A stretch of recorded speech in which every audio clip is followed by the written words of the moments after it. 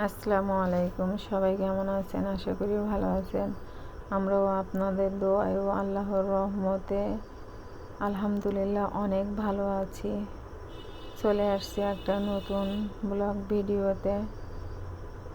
এই যে এখানে আমার বাচ্চাদের সব পুরস্কারের প্লেটগুলো সব ওইভাবে রাখছি।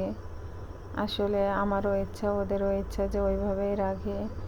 শোকেসের ভিতরে এইভাবে রাখছি, দেখতেও অনেক ভালো লাগে আর মনে অনেক শান্তি লাগে।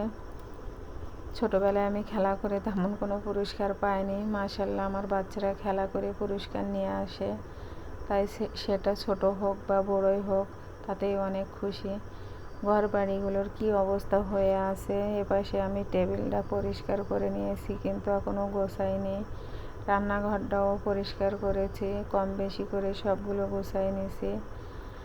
আর এই যে আইপিএস রাখা থাক, এখানে কিছু জুতা আছে, এগুলো সব পরিষ্কার করব। অনেক দিন মোছা হয় না, পরিষ্কারও করা হয় না, এমনি তেমন ডিপ ক্লিন করা হয় না। এপাশে আনামের পরীক্ষা, ওকে আবার পড়াচ্ছি আর এইভাবে কাজ করছি। মহিলা মানুষ হলে কিন্তু একটানা বসে একটা কাজ করা যায় না, চারিদিকে সব কিছু করতে হয়। আর এখানে দেখুন কি বড় একটা জগ। এই জগটা দেখে আমার ছেলে আমাকে ডেকে নিয়ে আসলো, তাই ভাবছি একটু ভিডিও করি। গার ভিতরে কেমন একটা করে যেন এই জিনিসটা দেখলে, তাই আবার ওকে নামিয়ে লবণ দিয়ে দিলাম। লবণ দিলে শুনি যে জগ নাকি মারা যায়। আর এই ট্যাঙ্কিটার ভিতরে পানি দিয়ে বাচ্চারা গোসল করবে, সাঁতার কাটবে, তাই আসছিল যে ট্যাঙ্কির পানিগুলো ফেলায় আবার নতুন পানি দেবে, সেজন্য।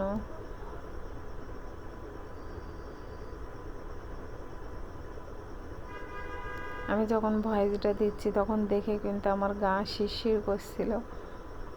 আসলে যোগের কথা শুনলে আমার কেমন যেন একটা ভয় লাগে, ভয় কাজ করে মনের ভিতরে।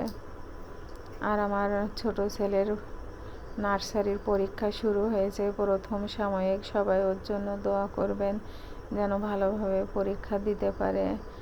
আর আজকে বিকালের নাস্তায় তৈরি করছিলাম পিৎজা। বাসায় তৈরি করব পিৎজা, সেজন্য সবগুলো উপকরণ দিয়ে এপাশে চিজ বানিয়ে রাখছিলাম আগের দিন।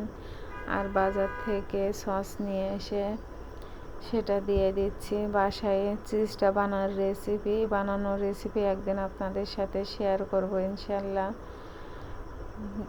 ভালো হোক আর খারাপই হোক, বাসায় মনে করেন বানিয়ে বাচ্চাদের দেওয়ার চেষ্টা করি। আর ওর বাবা তো বাসায় থাকে না, মন করলে সব সময় বাহিরে যে নিয়ে এসে দেব, সেটাও হয়ে ওঠে না, কারণ একা হলে সব সময় কিন্তু বাজার ঘাটে যাওয়া হয় না। এই যে আমি এখানে মুরগির মাংস ছিল, সেটাই আমি দিয়েছি, আর ওপর দিয়ে চিজ দিয়ে দিচ্ছি।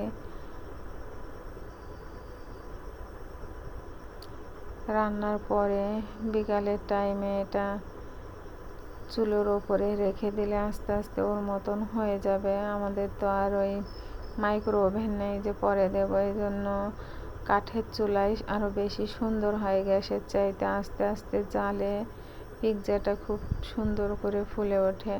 আমি পিৎজার ডোটা বানিয়ে 1 ঘন্টার মতন রেস্টে রেখে দিয়েছিলাম। এই যে দেখুন কত সুন্দর। পরে আমার প্রায় আরামের খাওয়া হয়ে যাওয়ার সময় তখন মনে হলো যে একটু ভিডিও করে আপনাদের পিৎজার হওয়ার পরেরটা দেখাতে পারিনি। তারপর রাতে হঠাৎ প্রচুর বৃষ্টি, ঝড়। আজ কয়েকদিন মেঘ উঠছিল, ডাকছিল, ঝড়ও হচ্ছিল, কিন্তু বৃষ্টি হয়নি। হঠাৎ শিল পড়ার শব্দ শুনে তাই আমি ভাবছিলাম যে একটু দেখি শিল বড় নাকি ছোট পড়ছে। তাই এই যে এইটুকুই ঘরের ভিতর থেকে যেটুকুই ভিডিও করেছি ওইটুকুই। আর এখানে অনেকগুলো জিলাপি দেখতে পাচ্ছেন, এগুলো আমরা আজকে মসজিদে দেব। আমার 2টা ছেলে সন্তান হয়েছিল গত বছর মে মাসে, কিন্তু আল্লাহর ডাকে সাড়া দিয়ে তারা আবার চলে গিয়েছে। তাদের উপলক্ষে 1 বছর আমার টুইন বেবি হয়েছিল, তাদের জন্য মসজিদে কিছু মুসল্লিদের একটু দেওয়ার ব্যবস্থা করছিলাম। এখানে জিলাপিগুলো নিয়ে যাবে, জুম্মার দিন নামাজ পড়ে সবার জন্য দোয়া চাইবে।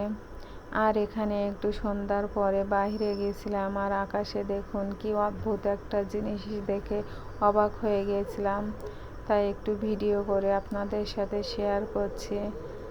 আজকের ভিডিওটা যদি ভালো লাগে লাইক, কমেন্ট, শেয়ার এবং বেশি বেশি করে সাবস্ক্রাইব করবেন। আপনারা আমাদের পাশে থাকলে আরও নতুন নতুন ভিডিও দিতে মানে আরও বেশি আগ্রহ বাড়ে, যে আপনারা আমার সাথে আসেন, দেখেন, এভাবেই মনে করেন। আর শখের বসে ভিডিও করে আসি, আপনারা পাশে থাকলে বেশি ভালো লাগবে। আল্লাহ হাফেজ।